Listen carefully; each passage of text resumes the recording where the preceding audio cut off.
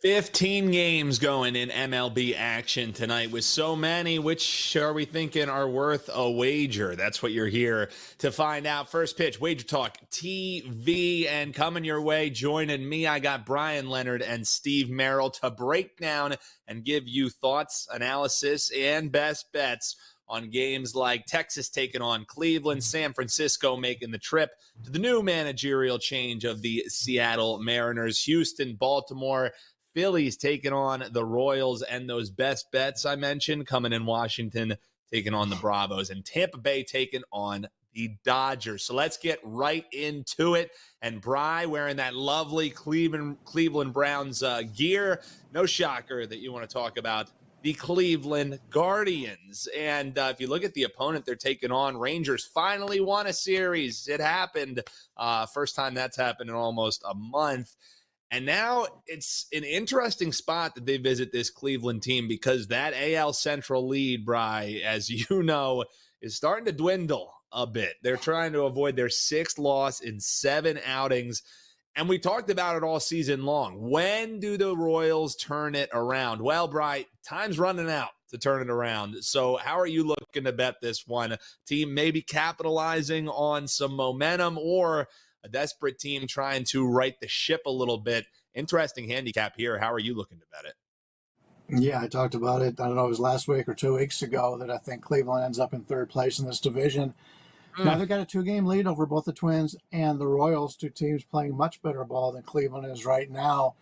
But you have to assume that this is, there's no such thing as a must-win game, but must perform better game and must perform better series to keep this this Cleveland team on everybody's maps. A few days ago, they had the best record in Major League Baseball, and now they're fighting just to make the wild card. So when you take a look at these two, neither team has really performed well on the season versus right-handers. Texas with a WRC plus of 92, Cleveland 96. League average, of course, is 100. So that tells you neither team has done well versus righties. And the Rangers have been very poor on the road this year, 25-38. And when they're playing teams that are not losing teams, meaning 500 teams or better, they're only 33-47. So they have not stepped it up against good competition all season long. And we take a look at the Guardians, they've been very good at home at Progressive Field, 38-20 on the season. They're slumping offensively right now, and Texas is much of the same, but I think there may be a little bit of value here on Cleveland. When you take a look at Nathan Eovaldi, he's got a solid 3.76 ERA, 1.09 whip on the season, but he tends to be hit hard when the opposition does have success against him. A 14th percentile hard hit rate, 24th percentile average exit velocity. He's been really good in his home games. But on the road, he's got a 4.87 ERA, 1.49 whip. And if you take a look at his last 7 starts, he's had to face the likes of the Orioles, the Astros, the Red Sox, Yankees, and Twins. So he's had some good offenses he's faced, and they've hit him pretty well. Now, Cleveland's not in that development right now. Earlier in the season, they could have been included, but not the way they're playing right now. But he's only had 1 quality start in his last 7 games on the road. 2 quality starts all season, I believe, on the road. So I think he's out there for this Cleveland offense to get to. Tanner Bybee, clear ace of this Cleveland staff. He's got a 3.33 ERA, 1.08 whip. And after struggling at the start of June, I know they're pushing him back. He had some injury concerns in those games. He's turned it around quite a bit as of late. His last 5 starts, he's permitted just 5 earned runs in 27 1/3 innings of work. And the major strength of this team, as we all know, is the bullpen here in Cleveland. And they've got their 5 back-end relievers all fresh tonight. None of them have pitched the last 2 days. I think that's a big advantage here for Cleveland.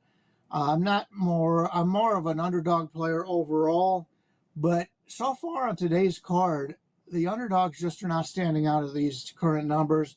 My numbers are matching with them. I'd like to put out more underdog plays, but they just don't have the value so far today. Now, granted, all the games are on the evening card today, so we got plenty of time for these lines to move into our direction and give us more plays. But right now, I'm seeing the favorites with some value and that would be the Cleveland Guardians in this one. So favorite Friday might be the theme of the day here. If you're seeing any dogs that you think might be barking on the card, hop below in the comments. We'll touch upon them and see if the experts agree here. But the rested bullpen quality starting pitching, Cleveland in a bounce back potential spot. The look for our man Bryan Leonard out of the gate. Steve, you want to talk this Giants and Mariners game, and that 1-8 road trip may have been rough for Seattle, but it was a lot rougher for their manager that they didn't even let on the plane to head on back to to Seattle. So not all that great for Stevie there, but you think we might see a little new manager bump incoming? You know, it's not quite as the fired coach theory maybe in the NFL, but there might be something to it there. They're opening up a weekend set against the Giants.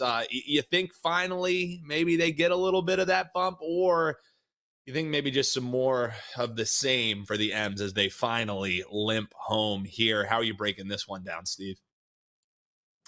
Yeah, I wanted to talk about this Giants-Mariners game tonight because the manager was fired yesterday. When I saw that cross the headlines, it shocked me because I'm thinking this is a team that was winning their division for a good amount of the season.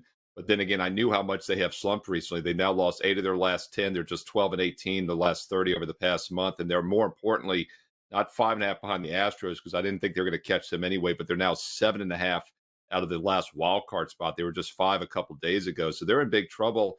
And they still have a positive run differential on the season despite being 64-64.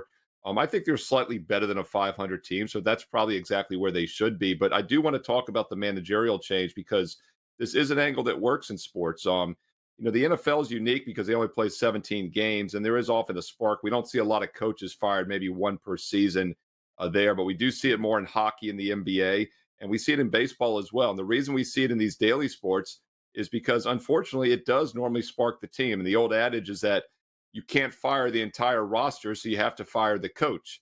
And they need to do something here. Whether it's a spark tonight in game 1 back home, we will see. But I do think the Mariners could be a play-on team here over the next week. So why not take a shot with them tonight on Friday as a slight favorite against Birdsong and the Giants?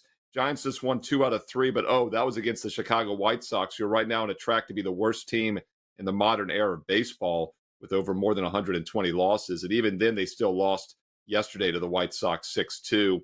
They also split with Oakland before that.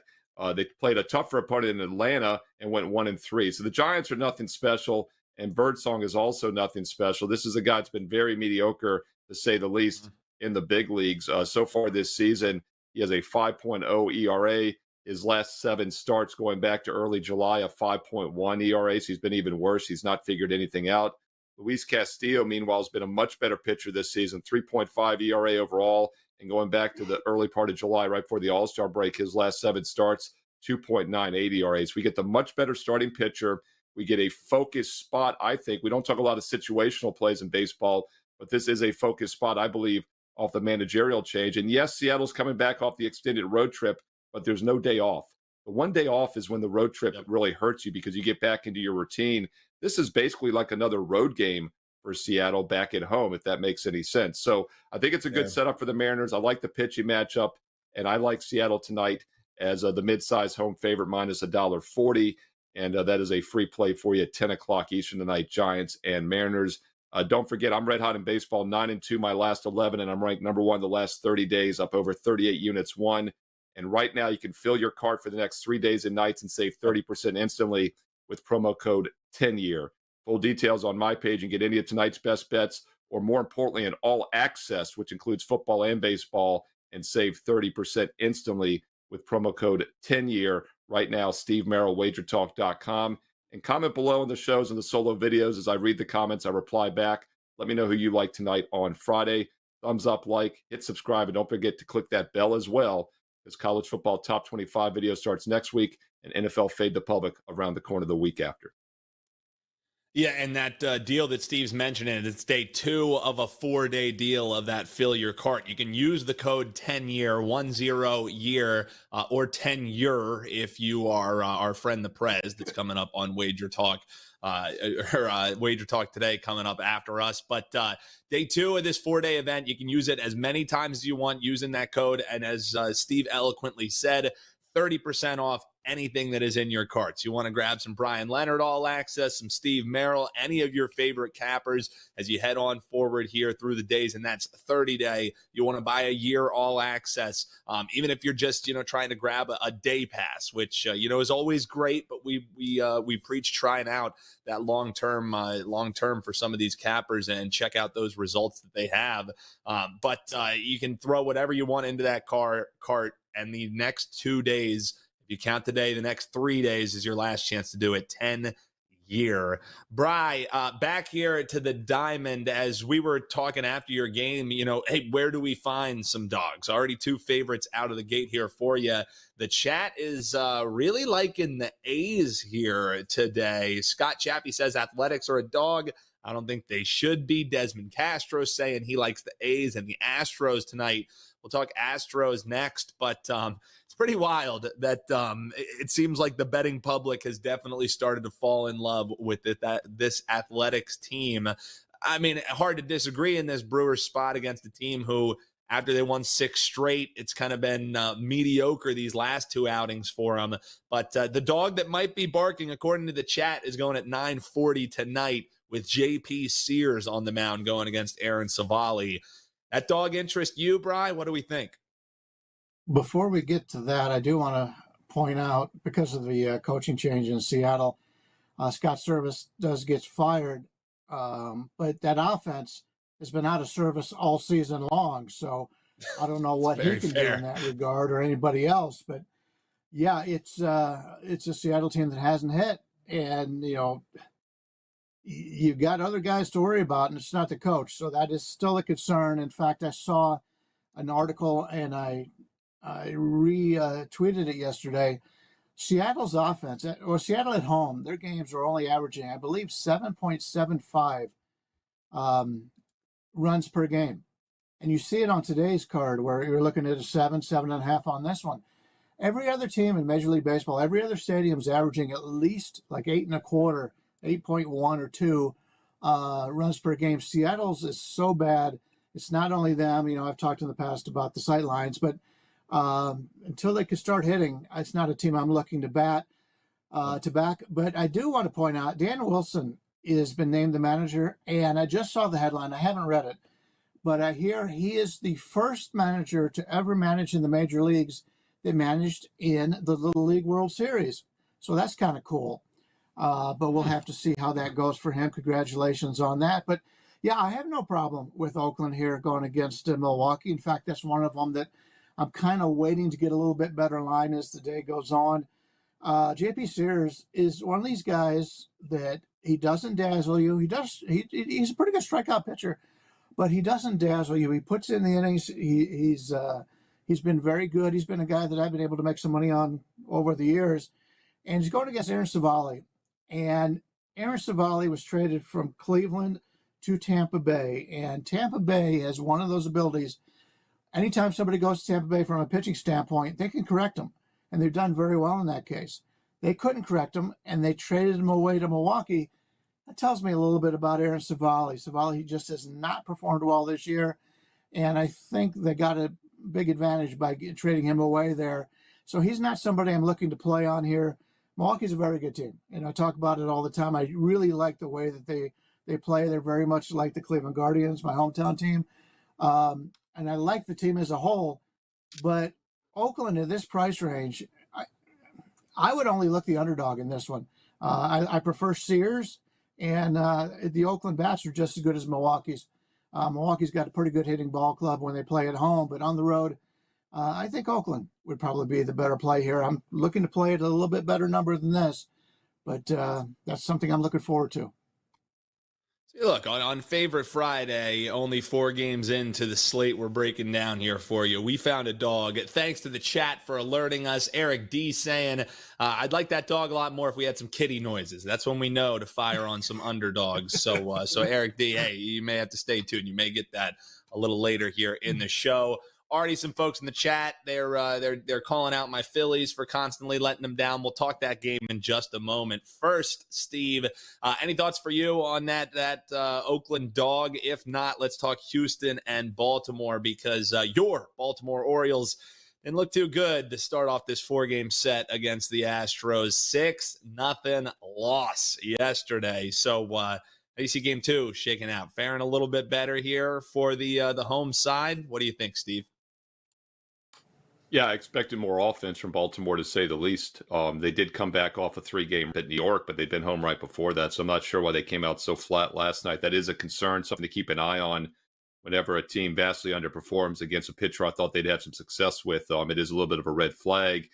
Orioles still just 9-11 now, their last 20, despite having one of the best records in baseball. In fact, going into last night, they had the second most wins. Actually, they had the most wins tied with the Dodgers, I believe. And then, of course, second most wins behind the Dodgers. The Yankees won. The Yankees have 75 now, Orioles 74. The Yankees actually have a game in hand, a term we don't use a lot here on the show, and that's why they're 1.5 games ahead. So I don't want to say it's a must-win for the Orioles, but it's getting down. If they want to win this division, they can't keep going below 500 over 20-game spans. Does concern me that they got shut out last night. I expect a better effort tonight. Hunter Brown on the mound for Houston. He's actually surprisingly been very good in recent weeks. In fact, going back to early July, he's got a 2.4 ERA his last 7. So the Orioles' offensive slump might continue tonight. And Povich on the mound is nothing special. He's been, in fact, terrible this year. 5.8 ERA, 6.1 ERA. So in the last 7. So Houston looks like they have the pitching edge tonight. And it does concern me that the Orioles came a little cold last night offensively in what I thought was a decent spot for them overall. Best bets coming up. We're going to talk Washington versus the Braves, the Rays, and the Dodgers coming up. Hop below in the comments. Let us know what your best bets are coming your way here tonight. But all kinds of folks, they're bringing up the Phillies in the chat. I mean, I made it 5 games in here without bringing them up. But Bryan, some people thought it was finally the Phillies turning a corner post All-Star break when they put together that little 4-game win streak. But since then, they've won just 1 out of their last 4. They mustered up just 6 runs, 13 hits against their division rival in that series lost against the Braves. And now what do they get? They get to go on the highway and see Michael Wacha and the Royals tonight, who I think it's like 6 out of their last 7 that they've won. So any reason to think some positive regression is finally coming for my Phillies at the plate, or should we just expect more low-scoring affairs that maybe they'll be able to squeak out a win here and there, because it just has been rough with that hitting lineup? What do you think about this one, Bryan? It's interesting that we talk about this one, not only because you're from Philadelphia, but I just read an article regarding the Philadelphia offense, and the team is being pitched totally differently in the second half. Nobody's throwing fastballs to them. And that is a concern when you've got a team, and I say that all the time, that everybody in Major League Baseball can hit a fastball. As long as it's not overly overpowering, 100 miles an hour, 102, 3, whatever. And just about every guy has made it this far hitting fastballs. And Philadelphia is being pitched in such a manner that you got to go back years to see any team that's had this many off-speed pitches thrown at them. Look at today's card. They get Michael Wacha, a guy who, if there's ever anybody out there that's been a junk ball pitcher, he is one of them. And so this is not a good matchup from an offensive standpoint for Philadelphia. Walker's on the mound, so it's probably not a good matchup pitching-wise for Philadelphia either. Many people, including myself, feel that he shouldn't even be in the starting rotation. He's done it more on being a veteran. But he's not somebody I'm looking to back in Philadelphia. And the number's kind of cheap here. And, if you look at the best home advantages in Major League Baseball this year, it's hard to look past Kansas City. They've been terrific at home this year. So I did pick out a game a couple days ago, and I had Philadelphia against Atlanta. I believe that was a game they won 3-2. So I've been able to pick out Philadelphia games that have some value, and it's worked out. But there's no way I could play Philadelphia here, even though you rarely get a team of the Philly standards catching them at like a 125 is a road dog, 126. Yep. There's a reason why that number is there. It's because Kansas City is so good at home, and it's not a very good pitching matchup for them. So Kansas City is a team that is finally starting to figure out the back of the bullpen. They've got some nice arms out there. In fact, Harvey is still out of the lineup. He'll give them an eighth inning guy once he gets back. But Kansas City's a team you're looking to bet on right now. You talked about them playing very well. They've got something to play for, and that's the division, make the playoffs. They're very excited. I'm sure they'll get a lot of fans here playing a team in Philadelphia with a lot of big-name players. So looking to play Kansas City here. Wish the line wasn't quite as high, but that's the only way I would take a look at this game. Steve, before we ever even started this show, we had our friend Robert S. over on YouTube. And while you're hanging out with us, make sure you hit that like button, you subscribe. And if you hit that little bell, you'll get notified whenever we go live here and whenever we're posting some new content for you, whatever sport that you want to hear. We're definitely talking about it here, trying to find you some winners at WagerTalk TV. But Robert S. was already lined up saying it's Walker Day. And he says that the Royals' first 5 money line, the Royals team total over 4.5, easiest money you'll make all night, says Robert. And I look at this total sitting at 9, you know, as Bryan kind of broke down there, how Walker's going to pitch doesn't really set up for those bats to finally come alive for Philly. So, I mean, I look at that 9 and wonder, how much do the Phillies contribute to getting that thing over the total? So any thought on team total either way, or the game total sitting at that key number here that I think we're even seeing? Let me double check on the WagerTalk Live odds screen. We're even seeing some overs minus 120. So the market thinks there's going to be some runs here tonight. What do you think, Steve?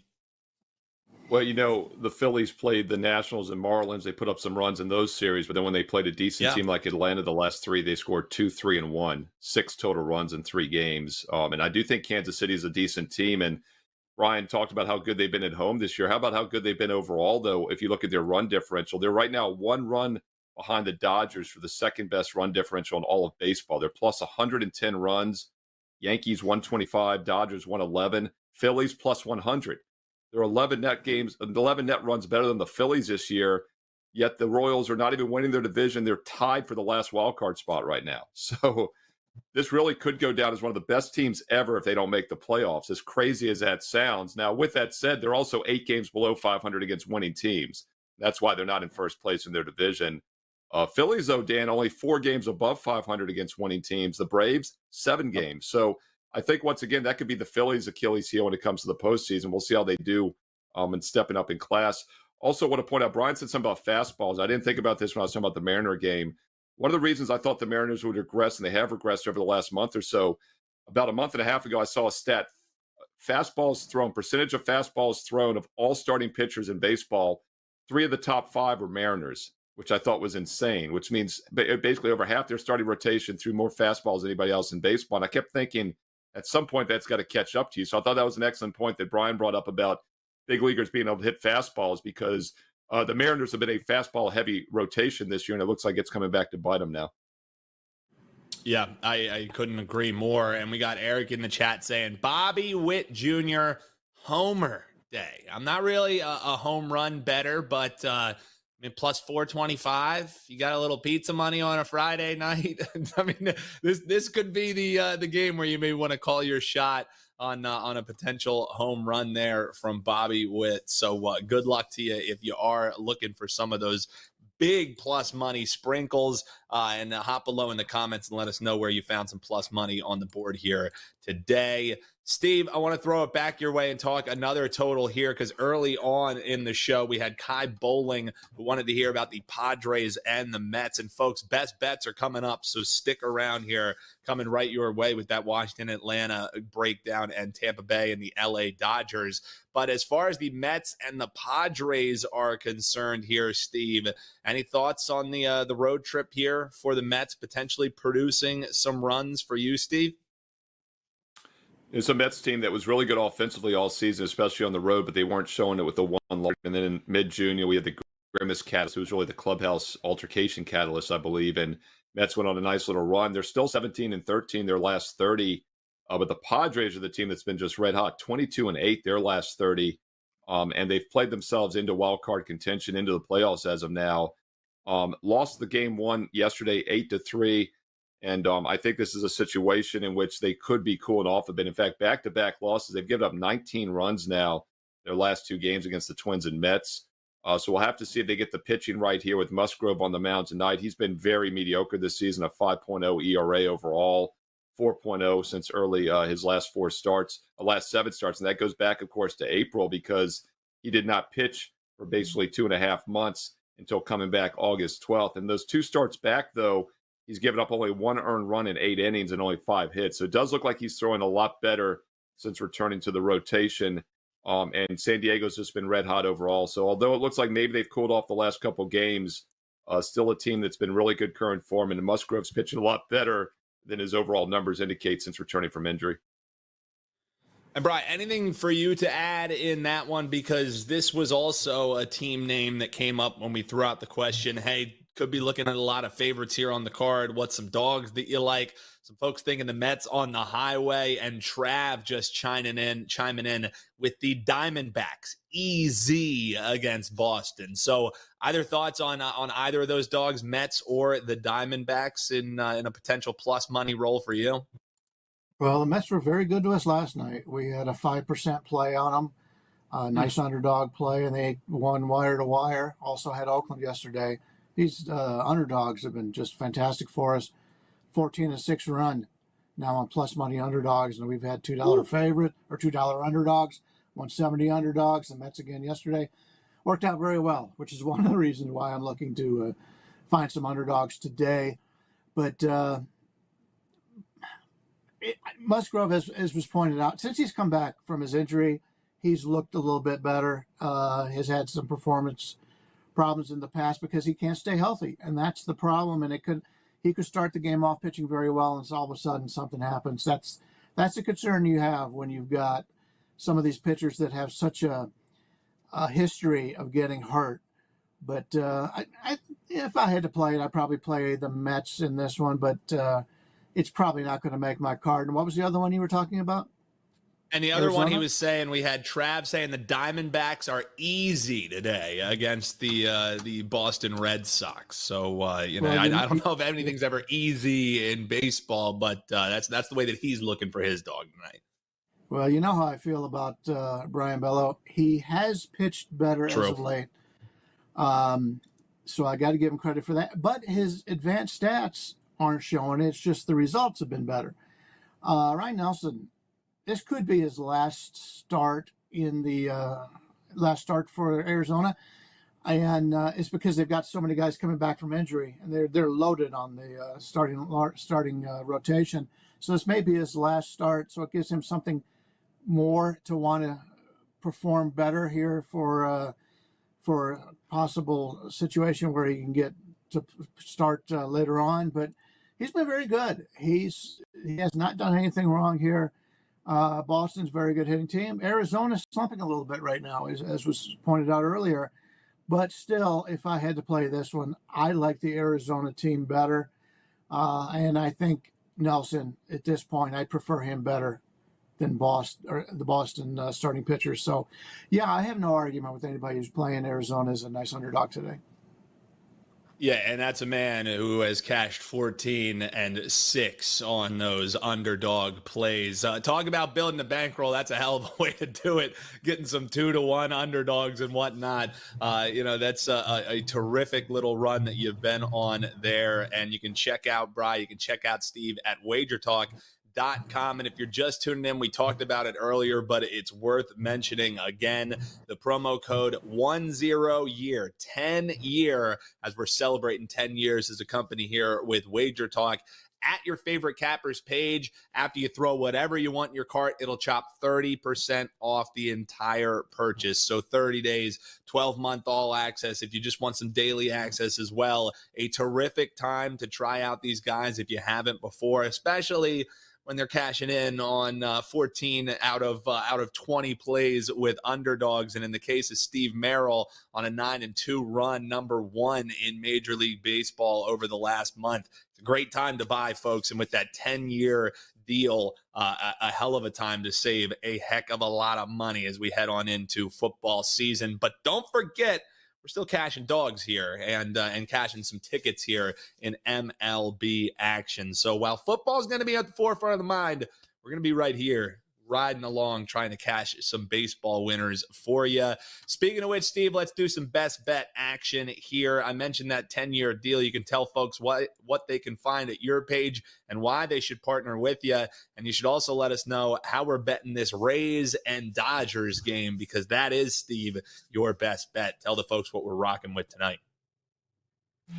Look at a little late night action for Friday here in Major League Baseball. 10 o'clock Eastern game between the Rays and Dodgers. Free play with analysis coming up for you in just a moment. Quick reminder that you can get the next 3 days and nights when anything you put in your cart, save 30% instantly with our 10th anniversary special at WagerTalk.com. And the promo code is 10-year, 10-year, 10-year. Full details on my page right now, Steve Merril, WagerTalk.com. Instant 30% discount on all sports, all access packages this weekend only. All right, let's look at this game between the Dodgers and Rays. First of all, Miller is on the mound after Bobby Miller was demoted to AAA. They called him back up, and he got one start last week on August 17th, last Saturday, and boy, he was not good again. 4 runs, 8 hits, in just 4 innings. But I do think there's something there. There's a reason they called him back up. And yes, they're shorthanded. Their rotation's been injured all season, but this is still maybe the best team in baseball. Coming in this season, without a doubt, it was the best team in baseball. And don't look now, they're very close to still being the best team in baseball, was all said and done record-wise. So whenever we get the Dodgers at even money, it's worth a look. And you say, well, how do we get them at even money? Because it's minus 190 money line. We take the run line, of course, and minus 1.5 run line is even money right now. And I've said this for several years here on shows on Wager Talk TV. When you play Dodger games, in general, you want to play either Dodgers minus 1.5 at a much lower juice, or you play the other team outright.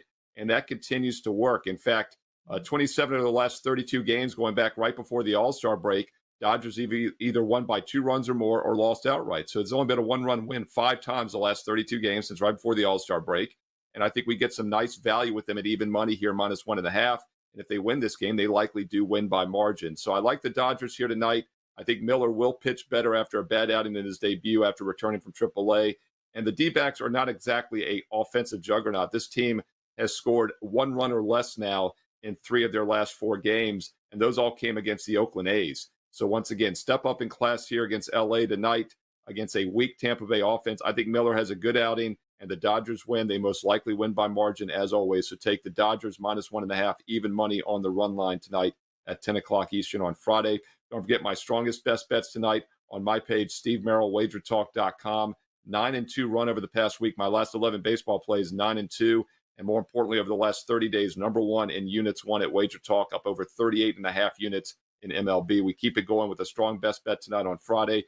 Daily free plays as well on my page. And, of course, that promo code 10-year, 10-year, gets you 30% off any all sports, all access purchase this weekend only, starting tonight on Friday. Don't miss out. Steve Merril, WagerTalk.com. And, oh, by the way, if you're liking the content here on Wager Talk TV, thumbs up, like, comment below. I read all the comments. Hit subscribe and click that bell for instant alerts because football season starts tomorrow on Saturday with college football as well. Yeah, if you've been checking out the morning wager here on Wager Talk TV, and if you haven't, you definitely should be. One of the sayings that Mark Zinno has is real men lay it on the run line. It's a bit of a shot at Bryan Power, who's always afraid of laying the 1.5, especially with the home team. Steve's saying it's not a problem when the LA Dodgers take on the Rays. Best bet, Dodgers on the money line for 2 R's, 1 L. Steve Merril, WT.buzz/SM. Bry, for you, I guess we have to hear about the Braves, who just keep having to tighten that race in the NL East after their series win over my Phils. You look at a Washington team who we were saying, oh, it's Pat Corbin Day, let's all celebrate together. He turned in a hell of a start yesterday. So big win yesterday for the Nats. Now they go on the highway, take on Atlanta, who they got to be feeling pretty good as they continue to shrink that lead that the Phils are holding. How are you looking to bet this one, Bry? And I know you said you've been waiting on some numbers, but as we head on towards the weekend, why should people partner with you over at your page? Yeah, Steve's done very well in baseball. Obviously, the good thing is everybody we have has done pretty well in baseball on these shows. Yeah. I happen to believe in agreement with Bryan Power on that. If I'm going to lay a favorite, I'm going to lay the favorite. I don't want to be the guy who's going to get burned when the home team is up by 2 runs and they don't care about that guy on second base, that kind of thing. So I play, if I'm going to lay the favorite, I'm going to lay the favorite. I don't lay 1.5 runs. I'm number one the last 3 days in net profit in baseball, number one the last 7 days, number two on the season in net profit in baseball. Last year I was number three in net profit in baseball. I know my baseball just like Steve, just like a lot of our handicappers here at WagerTalk, and you can grab any of us for that great package right now. Get that right now. Right now I don't have any plays up for clients, but I will as the day goes on. Since all the games are at night, we've got plenty of time to get those up, and I want to get them at the best number for my clients. So that's why I haven't put up anything as of yet. But yeah, even though I'm an underdog player, you can't disregard favorites if you think you've got a good line. And I think I have a good line here. I don't recommend favorites at this price very often, but my numbers say the chalk is short in this Washington-Atlanta game. Washington has an 85 WRC plus on the season versus Southpaws, which is 15% worse than league average. And they're facing what could be the best left-hander in baseball in Chris Sale. Atlanta has a WRC plus of 105 versus Southpaws on the year, which is 5% better than league average. And so that's a 20% offensive advantage in this game. Before we even take a look at the pitching matchup, on June 21st, Mackenzie Gore had a 3.26 ERA on the season, a 1.38 whip. 1.38 whip is a little high, but nobody's going to argue with the 3.26 ERA. But unfortunately, just 2 months later, if you take a look at his season numbers, his ERA has jumped from 3.26 to 4.66. His whip from 1.38 to just a terrible 1.58. He had a 7.62 ERA in July, and so far in August, it's been 5.52. He hasn't had a quality start since June 14th, and that was against the Marlins, one of the worst hitting teams in Major League Baseball. And he did face the Braves twice early in the year, and to his credit, he only gave up 2 earned runs in those 2 starts in 10.1 innings. So what are you going to believe? The success he had months ago against this Braves team? Or what he has done all season long, and especially as of late? He has been terrible. I really expect this Atlanta team to hit him hard today. Chris Sale, on the other hand, enters with a 2.62 ERA, 1.00 whip. His baseball savant page, as you would expect, is bright red, which is something that we can expect from the Cy Young frontrunner. He's a perfect 8-0 at home this year in his starts when he gets to the decision, and he has a 77-10 strikeout to walk ratio in this building. Overall, 18 of his last 19 starts have resulted in allowing 2 earned runs or less. I don't think this Washington team is going to hit him at all in this game, and I have no problem laying this 250. In fact, I just saw one place had it at 233. That is a bargain price when you're looking at these 2 starting pitchers. I'm not enamored with the Atlanta offense, but I think they'll have success here. And obviously, you're not going to find much more of a pitching mismatch than these 2 starters. So I'll lay it here. I'll lay the number with Atlanta. Don't lay the run line. Lay the minus 140 or whatever we're getting right now on Atlanta, and that's the way I would play this one.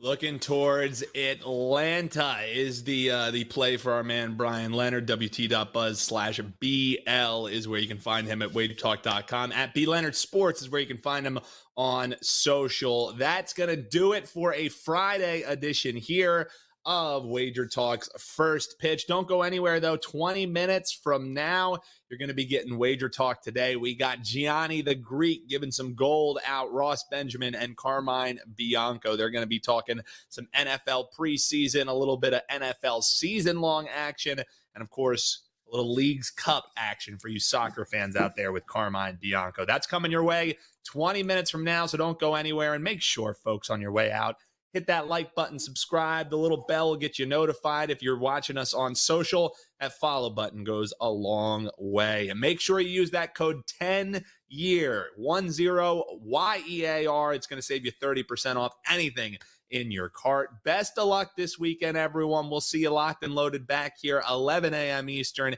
8 a.m. here on the West Coast for First Pitch Monday morning. Until then, best of luck, folks.